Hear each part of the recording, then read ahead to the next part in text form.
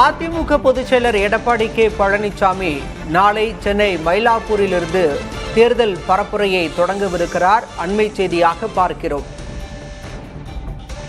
தேசிய ஜனநாயக கூட்டணியில் பாஜக, பாமக, அமமுக ஆகிய கட்சிகளுடன் தொகுதி உடன்பாடு எட்டப்பட்ட நிலையில் அதிமுக பொதுச்செயலர் எடப்பாடி கே பழனிசாமி நாளை முதல் பரப்புரையை தொடங்கவிருக்கிறார். தொடர்ச்சியாக ஏப்ரல் 1ஆம் தேதி வரை பரப்புரையில் ஈடுபடவிருக்கிறார் எடப்பாடி பழனிசாமி. தேசிய ஜனநாயக கூட்டணியில் உள்ள எஞ்சிய கட்சிகளுடன் இன்று இரவுக்குள் கூட்டணி தொகுதி உடன்பாடு ஏற்படும் என்று அதிமுக வட்டாரங்கள் தெரிவிக்கின்றன. இந்த நிலையில் நாளை முதல் அதிமுக பொதுச்செயலர் எடப்பாடி பழனிசாமி தேர்தல் பரப்புரையை தொடங்குகிறதா?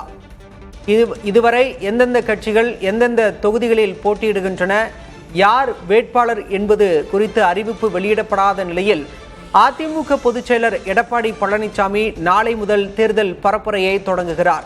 ஒருவேளை நாளைக்குள் தேர்தல் பட்டியல் வெளியாகுமா என்ற கேள்வியும் எழுந்திருக்கிறது.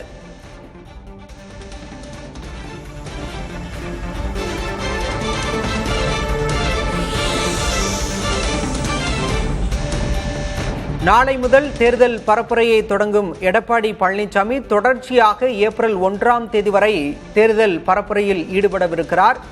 சென்னை மயிலாப்பூரில் நாளை பிற்பகலில் அதிமுக பொதுச்செயலர் எடப்பாடி பழனிசாமி தேர்தல் பரப்புரையை தொடங்குகிறார். தொகுதிகள், வேட்பாளர்கள் பட்டியல் இதுவரை வெளியாகாத நிலையில் எடப்பாடி பழனிசாமி பரப்புரையை தொடங்குவது முக்கியத்துவம் வாய்ந்ததாக பார்க்கப்படுகிறது.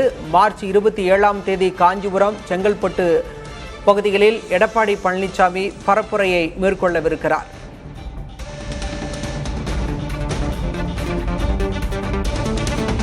ஏப்ரல் 1ஆம் தேதி வரை எடப்பாடி பழனிசாமி பரப்புரை மேற்கொள்ளவிருக்கும் பயண திட்டம் குறித்த அட்டவணையை அதிமுக தலைமை வெளியிட்டிருக்கிறது.